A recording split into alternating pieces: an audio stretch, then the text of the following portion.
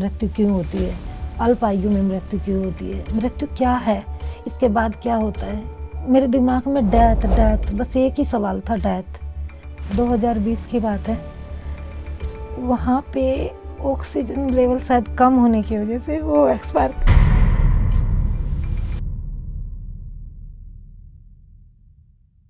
कुछ हुआ ऐसा लाइफ में, बिल्कुल सही चल रही थी ज़िंदगी, मैं खुश थी अपनी दोनों बेटियों के साथ, और हस्बैंड हैं, दोनों बेटियां हैं, सब सही था।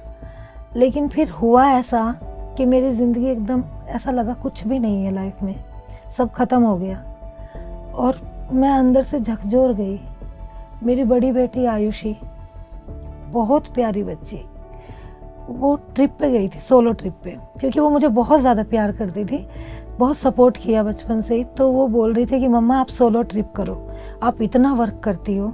वो कहती थी मम्मा आप सोलो ट्रिप करो, आप घूमो, आप अकेले घूमो, पूरी दुनिया अपनी है।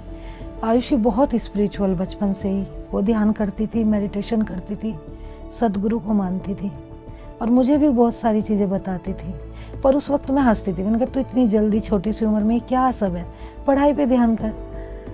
फिर वो सोलो ट्रिप पे गई, 13 दिसंबर 2020 की बात है। वहाँ पे ऑक्सीजन लेवल शायद कम होने की वजह से वो एक्सपायर, अच्छा, शरीर छोड़ दिया उसने वहाँ पे। बस ये घटना ऐसी थी ना मेरे जीवन की कि मैं इसे बर्दाश्त नहीं कर पाई। और उसके बाद मुझे समझ नहीं आया कि मैं क्या करूं, मतलब ये हुआ क्या, दिमाग में सुन्न हो गया मेरा माइंड। सुनते ही जैसे मैंने सुना कि ये चीज़ क्या हो गई, वो बच्ची मेरे लिए गिफ्ट, और जब वो ऐसे हुआ ना तो वो चीज़ मेरे से बर्दाश्त नहीं हुई। मैं एकदम से कोलैप्स सा हो गया मेरी लाइफ में। ऐसा लगा क्या फ़ायदा कमाने का, क्या करना है, मतलब लाइफ ऐसे ख़त्म हो जाती है, एक झटके में हम चले जाते हैं। और जो मेरी ज़िंदगी थी, मेरे सामने मेरी बेटी, अब वो ही नहीं है। हस्बैंड का कभी इतना सपोर्ट रहा नहीं, बच्चों से ही मुझे ज़्यादा था। तो एकदम मैं ख़त्म सी थी, मुझे कुछ समझ नहीं आ रहा था कि मैं क्या करूं। 1 साल बीत गया समझने में, बेड पे ही रही मैं 1 साल तक, इलाज चला, हॉस्पिटल गई। ज़्यादा मैं हरकत करती थी तो मुझे हॉस्पिटल में एडमिट कर देते थे हस्बैंड।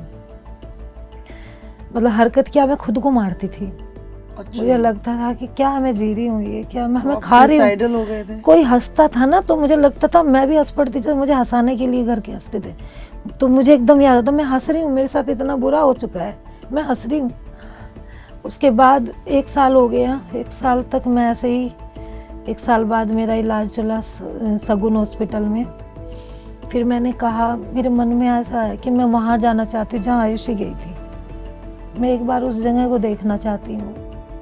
तो हॉस्पिटल में डॉक्टर ने मैंने बोला ये वहाँ सुसाइड कर लेगी। मैंने कहा नहीं, मैं नहीं करूँगी सुसाइड, प्लीज़ मुझे वहाँ ले जाओ। तो उसने कहा चलो ले जाओ, आप लोग भी साथ जाओ। तो मेरी बेटी, मेरे हस्बैंड सब साथ गए। हम वहाँ गए कुल्लू में था वैली में, जहाँ वो जा रही थी माता देवी के दर्शन पर, बर्फ़ पर ट्रैकिंग करते हुए। पहले भी बहुत बार गई है मेरी बेटी, बहुत जगह घूमी है, उसे घूमने का शौक था। लेकिन हिमाचल तो बहुत ज़्यादा पसंद की जगह थी, कितनी बार हिमाचल जा चुकी थी। भगवान ने बुलाया था ना, इसलिए गई। तो मैं वहाँ पे गई, उसी जगह मैंने वहाँ पूछा, पता किया कि यहाँ पे ऐसी घटना हुई थी। लकीली हमें वो लड़का मिल गया जो आयुषी के पीछे था। सोलो ट्रिप पे थी, ट्रिप वाले, क्योंकि उसकी चाल कम हो गई थी, अचानक वो पीछे छूट गई, तो वो लोग आगे निकल गए थोड़ा थोड़ा।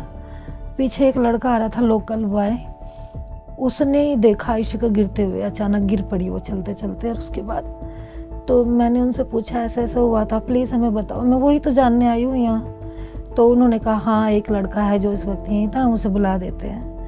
उन्होंने उसे बुलाया, तो फिर वो लड़का आया और हमें वहाँ लेके गया उस जगह। तो मैंने जब वो जगह देखी, मुझे ऐसा लगा था आयुषी ही, मतलब सॉरी कि मैं वहाँ पे रोना नहीं चाहती, लेकिन वहाँ मैं जब गई तो मैंने देखा वो जगह, वो पेड़ जो उसने फ़ोटो ले रखे थे, क्लिक कर रही, वो कैमरा ऑन था आयुषी का, वो फ़ोटो ले रही थी।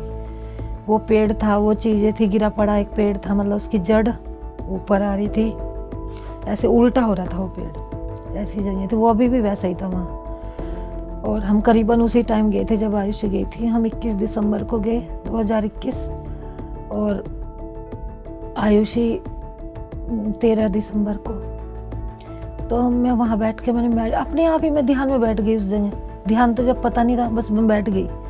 फिर मैं आंखें बंद करी, मुझे आयुषी दिखाई दी और पीछे जैसे श्री कृष्णा हो, क्लियर नहीं था पर ऐसे बंसी से कुछ मैंने कहा ये क्या, मैंने एकदम आँख खोली, मैं आयुषी हंस रही है। ऐसे मेरा भ्रम हो या क्या हो, पर मुझे ऐसा दिखा।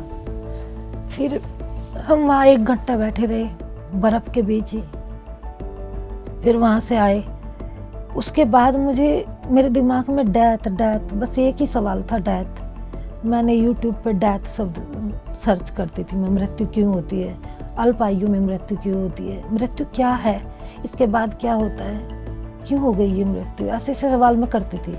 तो वहाँ पे एक आत्मा की यात्रा आपका PSM का एपिसोड आ रहा था, उसमें जसविंदर कौर का चल रहा था। तो उन्होंने अपनी आत्मा की यात्रा बताई और वो बता रहे थे कि उनकी दादी इतनी स्पिरिचुअल थी और दादी जो है शरीर मतलब यहीं पे होता था, एक्स्ट्रल ट्रैवल करती थी, जैसे अब पता चला मुझे। तो ऐसी ऐसी बात उनकी सुनकर मुझे यकीन होने लगा। अब से पहले मुझे किसी पे यकीन नहीं था। मैंने एकदम सब्सक्राइब किया और उस लाइक करके मैं उस चैनल को ही देखने लगी कंटिन्यू। इतने लोगों की आत्मा की यात्रा, उनका सबका अनुभव था कि वो कैसे कैसे आए। फिर मैं ऐसे करते करते मुझे एक दिन अपने आप ही ऐसा लगा कि मैं भी यही करूँगी ध्यान, शायद इससे मैं अपनी बेटी को पाऊँगी तो मतलब समझ सकूँ कि वो कहाँ है, कैसे हुआ ये, क्यों हुआ, इतनी स्वस्थ बच्ची कैसे चली गई।